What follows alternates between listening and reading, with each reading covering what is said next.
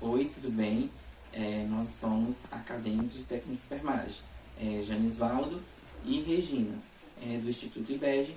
Nós ficamos com o tema assistência recém-nascido para estar trabalhando alguns pontos importantes na vida da criança e da família toda, porque um bebê, quando vem, ele muda muito a nossa vida, muda a vida dos pais, de toda aquela família envolvida. Então a gente veio aqui para abordar alguns pontos bem interessantes sobre o recém-nascido. A assistência ao recém-nascido ela requer muitos cuidados, inclusive os cuidados na hora do nascimento do bebê, que é uma das partes mais importantes, tanto na área, toda a área da saúde que está envolvida, como dos pais, da mãe, do marido, que estão esperando aquela criança. Então tem que ter bastante cuidado ali, para que não haja uma contaminação com o bebê, que leve riscos para alguma doença, desencadear. Então a recepção do recém-nascido, ela deve ter já normas estabelecidas, com as diferentes atribuições constituídas para a equipe profissional, com o objetivo de manter aquela assistência de qualidade, ou seja, os profissionais da área já devem estar designados para ocupar aquela sala, todos já capacitados para aquilo, para que não haja imprevistos e que tudo seja feito como manda o protocolo, sem pôr em risco a vida de ninguém. Os profissionais que estiverem envolvidos na parte de receber a criança, todos devem estar usando luvas, para que não haja aquele contato ali de imediato, para que não possa estar passando bactérias para a criança, fazendo a contaminação. Como o recém-nascido ele é envolto por secreções, quais são as secreções? É o líquido amniótico, é sangue, temos também o verme do coceoso. Eu só queria falar aqui um pouco também sobre a portaria 371 de 2014, do Ministério da Saúde, orienta: assegurar o contato pele a pele imediato e contínuo, ou seja, a mãe ela tem o direito de ter o contato ali, o primeiro contato com seu filho. Só cortar o cordão umbilical após parar de pulsar. Estimular a amamentação materna na primeira hora de vida, exceto em casos de mães que possuem vírus do HIV ou do HTLV positivos. Adiar também procedimentos de rotina, como de pesar, de medir temperatura, em caso de bebês com baixo risco de vida, ou seja, aquelas crianças lá com prioridades, deve ser feito todo esse procedimento antes da mãe ficar com ele lá no colo, ter o seu momento com o filho. As desobstrução das vias aéreas. Envolver o recém-nascido com lençol ou algum corpo esterilizado, para iniciar a secagem das secreções e o aquecimento da criança. Como ele veio o útero um ambiente aquecido, ele tem que ficar também aqui fora, no meio externo, em um local aquecido. Isso é muito importante nas primeiras horas de vida da criança. Manter a criança em Trendelenburg. Isso facilita a desobstrução das vias aéreas. O que é Trendelenburg? Pega aqui a Britney. Ó, a criança está aqui, eu vou elevar os pés acima do nível do coração. Essa é a posição de Trendelenburg. Realizar a aspiração da mucosidade da ora e da nasofaringe e verificar se não há presilhas planas. Ver se não está sendo secreções aqui no nariz, na boca, nos orifícios como aos ouvidos. A secagem e aquecimento do RN, do recém-nascido. Completar a secagem, manter o recém-nascido em berço aquecido, como eu já falei antes, e retirar o excesso de líquido amniótico ou de sangue com compressa macia, minimizando o choque térmico e restringindo as perdas de calor. Não pode haver perda excessiva de calor. Não pode expor o recém-nascido ao frio, a muito frio. A transição do ambiente aquoso aquecido do útero para a sala de parto representa um estresse térmico para o bebê. Então, os profissionais devem ficar atentos nessa situação, para que o bebê não se estresse. Como ele estava lá no útero, ambiente bem aquecido, tem que ter toda aquela climatização da sala de parto. Ele responde ao frio com vasoconstrição, tentando reduzir o calor, perdendo a metabolização de gorduras e consumindo, assim, 3 vezes mais oxigênio e glicose. Estabelecer um ambiente adequado minimiza as perdas. É o que eu falei, frisando aqui. Estabelecer para que a sala esteja adequada para a criança, recebendo ela, como ela estava lá no meio interno, no útero da mãe, a sala tem que ter toda a climatização pronta para receber essa criança aqui no meio externo. Avaliação da vitalidade. Para avaliar a vitalidade, é utilizado o índice de Apgar. Ele é realizado para avaliar o recém-nascido do 1º ao 5º minuto de vida. No 1º minuto, fornece informações indicativas da adaptação inicial do bebê à vida uterina. E no 5º minuto, a avaliação é mais clara e do estado geral do sistema nervoso do bebê. Como verificar esses sinais? Monitora-se a coloração do bebê e a temperatura dele. Em seguida, monitora a qualidade da respiração e a frequência respiratória durante 1 minuto. Ou seja, o enfermeiro fica de 1 minuto observando a respiração do bebê para saber se está tudo ok. E depois ele vai verificar a frequência cardíaca também durante 1 minuto, observando se tem irregularidades do ritmo e quaisquer sopros, os pulsos apicais. Depois ele vai avaliar os sinais vitais a cada hora, durante 4 horas após a vida do bebê. O índice de Apgar, a primeira avaliação que o bebê faz ao nascer. Esse método é muito eficiente em avaliar a vitalidade da criança. E a partir desse índice que vai dizer se a criança ela precisa ou não de um tratamento mais intensivo com assistência médica de toda a equipe profissional. Ela é feita pela observação. Mesmo que você não perceba, os profissionais eles estão observando o comportamento daquela criança. No 1º minuto de vida, ele fornece as informações indicativas da adaptação inicial da vida do recém-nascido para a vida extrauterina. Ou seja, lá no 1º minuto são feitas anotações de como a criança ela está reagindo com a vida extrauterina, porque ela acabou de sair do útero da mãe dele, lá do ambiente totalmente diferente do nosso, do ambiente externo. Então tem que ter toda uma preparação lá da sala de parto, proteção lá dos enfermeiros para que essa criança venha e não sofra mudanças bruscas muito rápido.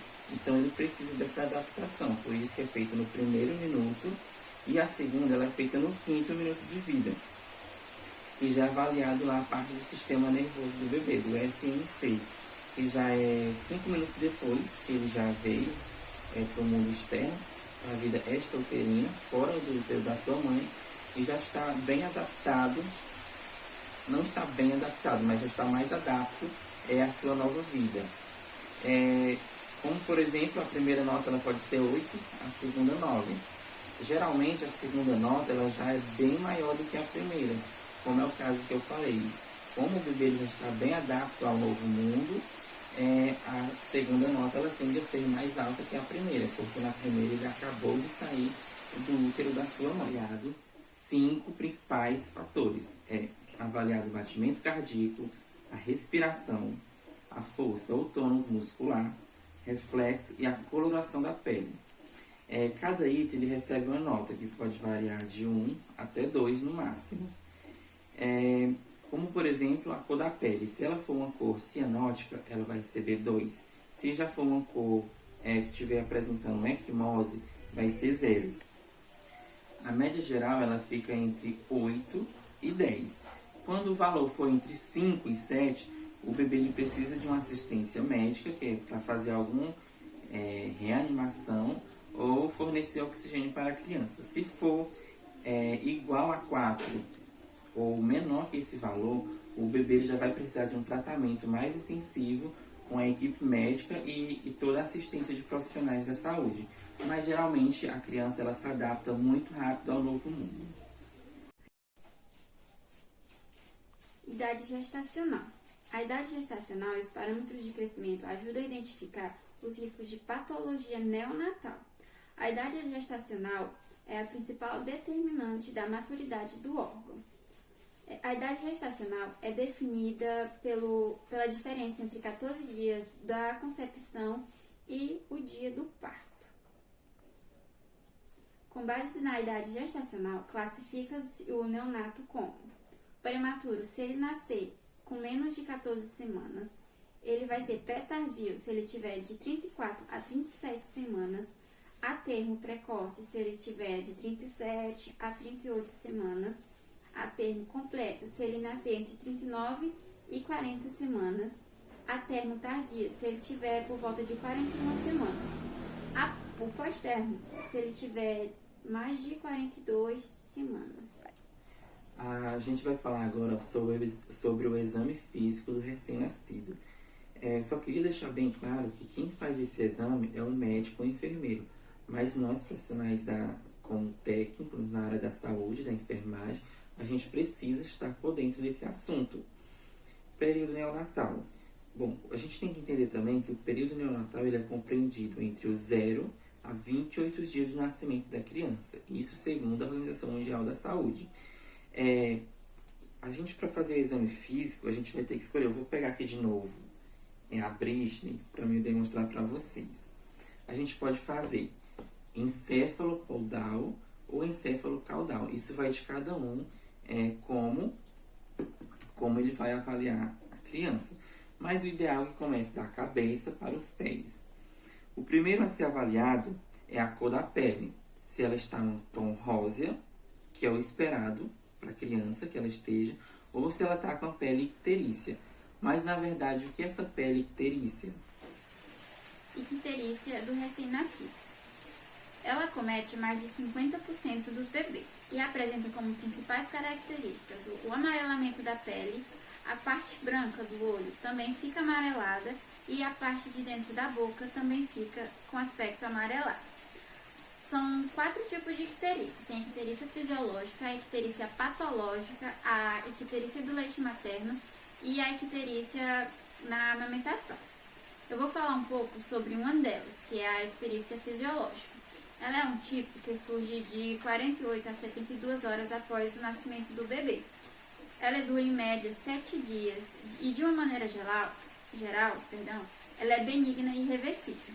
Pode ser desencadeada por problemas na circulação hepática, deficiências na captação, excreção e conjugação da bilirrubina, ou aumento da produção dessa substância.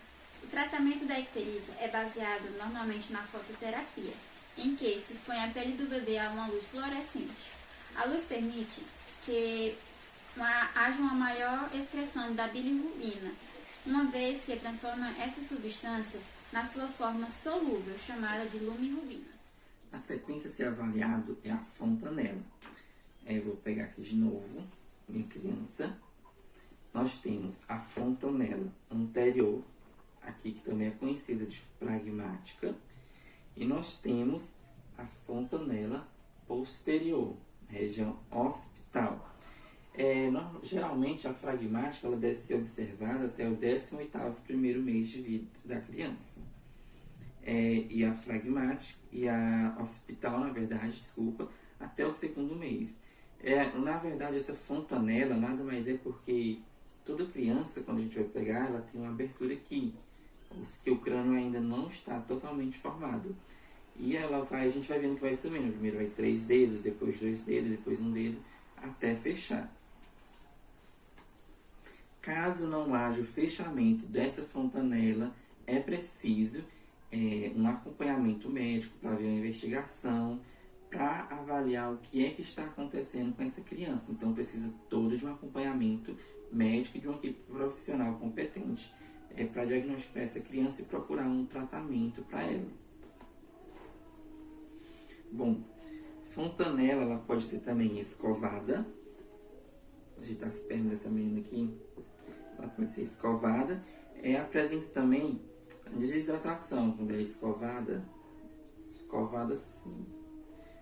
Para a gente ver também a presença de desidratação na criança, nós fazemos a prega cutânea. Como essa prega cutânea Eu vou pegar aqui na barriga dela devagar, gente, por favor, não faz uma vez não, a criança chora. Faz aqui a prega e você vê se a prega solta facilmente, ela está, se a criança não está muito desidratada, mas se você pega aqui e não faz prega nenhuma, ela está bastante desidratada. Fontanela abaulada. A principal causa dessa fontanela abaulada é meningite, tumores, são algumas doenças cefálicas dessa criança. Temos também uma avaliação do abdômen, para saber se ele é plano ou se ele é globoso. Timpânico, doloroso, fazer a palpação. Então tem toda uma questão técnica que envolve os profissionais de saúde para saber como é que está a saúde dessa criança. Por exemplo, se eu palpar aqui, a criança vai se afastar, vai chorar. Então ela já está com alguma alergia, alguma dor e que precisa ser avaliada com toda a equipe. O coto umbilical precisa ser limpo com água e sabão. Fazer a secagem e usar álcool 70%. Tem que ter cuidado também, principalmente no coto umbilical da criança. Fazer a limpeza, fazer a secagem sempre que lavar com sabão. Fazer uma desinfecção para que não venha provocar outras doenças, como a gente vê bastante. A triagem neonatal é um processo bem simples, que tudo que a gente precisa é de uma gota de sangue retirada do calcanhar da criança, logo nos primeiros dias de vida. Esse teste ele serve para intervir, garantindo tratamento e acompanhamento contínuo quando diagnósticos positivos. A triagem ela visa melhorar a qualidade de vida das pessoas. A amostra de sangue, ela, depois de seca, ela é enviada a um laboratório que lá ela pode ser testada até para mais de 30 doenças. Vai depender muito da região em que você mora, se ela é mais fria, se ela é mais quente, quais as doenças mais predominantes ali, se tem muito insetos que pode causar doenças. Então ela vai muito da região onde a pessoa, o bebê está inserido. Cabe lá a cada posto, a cada hospital, averiguar qual a necessidade da sua população. Esse investimento ele é bem pequeno, ele é proporcionado pelo governo, que se torna, tem uma grande diferença, porque ele vai prevenir muitas doenças que no futuro o governo teria que gastar muito mais. Então é um investimento de pequeno custo que pode economizar milhões. Agora eu vou comentar sobre os reflexos dos recém-nascidos. Eu separei aqui alguns para eu comentar e eu vou utilizar aqui a Britney, que a gente conseguiu, muito linda, uma relíquia essa boneca. E eu vou estar utilizando ela para demonstrar alguns reflexos dos recém-nascidos. O primeiro que eu separei aqui foi o reflexo de Moro, que ele é conhecido como o reflexo do susto. Quando a criança está lá até os 2 primeiros meses de vida, que, por exemplo, ela está deitada aqui e do nada toma um susto e eleva os braços. Então, às vezes não é porque você assustou a criança, mas é um reflexo que já vem do bebê. O reflexo de busca e sucção. Por exemplo, quando a mãe vai dar de mamar a criança, ela encosta o peito aqui na bochecha dela, ela já começa a querer apapar o seio da mãe. Isso é um reflexo. Também se eu colocar aqui, encostar o meu dedo aqui no rostinho dela, ela também vai levar a mão, vai querer pegar. Então isso também é um reflexo da criança. O reflexo tônico do pescoço. Por exemplo, quando a criança ela vai olhar de bunda, ela eleva o braço e uma perna. Deixa eu ver se essa aqui vira para demonstrar melhor. Aqui, ó. Virou o pescoço, elevou o braço também. Posição, para melhor lembrar a posição Zambolt. O próximo, reflexo da marcha. Tem um vídeo que eu vi outro dia na internet que gerou uma polêmica, porque a criança, com alguns meses de vida, estava andando, entre aspas. Mas, na verdade, ela estava tendo um reflexo. Se eu seguro aqui meu bebê, tem cuidado aqui com essa criança. Se eu segurar a criança aqui, ela vai ter um reflexo de, se eu estou segurando aqui ela vai querer dar alguns passos na superfície que ela tiver. Então, não significa que a criança ela já quer andar, mas sim é um reflexo que já vem dela. Reflexo de pressão, palmar e plantar. A gente fica muito feliz quando pega uma criança, né? Que ela vem, segura aqui o dedinho da gente, começa a dar um sorriso, a gente pensa que ela tá segurando ali nossa mão, já tá ficando sapeca. Mas na verdade, isso também é um reflexo da criança. Até os 3 meses, 4 pela aí, você vai ver, você dá aqui a mão, ela vai segurar seu dedo. Dizem que, algumas pessoas, pesquisadores, dizem que você é capaz de elevar a criança só ela segurando aqui, porque ela bota toda a força dela, ela coloca aqui, segurando o seu dedo. Mas isso é um reflexo. Já depois de 6 meses, com 1 ano, que ela já vai começar a pegar na sua mão de forma afetuosa. Mas nessa fase que eu estou falando aqui, é um reflexo do recém-nascido. Reflexo de fuga da asfixia. Esse também aqui é muito interessante a gente comentar, porque às vezes a mãe ela pega a criança, depois do banho, para trocar de fralda, e coloca ela nessa posição aqui, sobre uma superfície, sobre o pano da cama, sobre o travesseiro, e a criança ela começa a se debater e virar a cabeça para um lado direito ou para o esquerdo. E na verdade isso é um reflexo, porque ela está fugindo do que a gente chama fuga da asfixia, para não ficar asfixiada. Mas não é bom fazer isso, porque nem sempre a criança ela vai ter esse reflexo, dependendo também do ambiente que ela está. Porque às vezes se for um cobertor bem grande, bem macio, a criança ela não vai conseguir virar a cabeça e vai morrer asfixiada. Então, esses são alguns reflexos que eu quis trazer para você. Os aspectos de desenvolvimento da criança de 0 a 10 anos.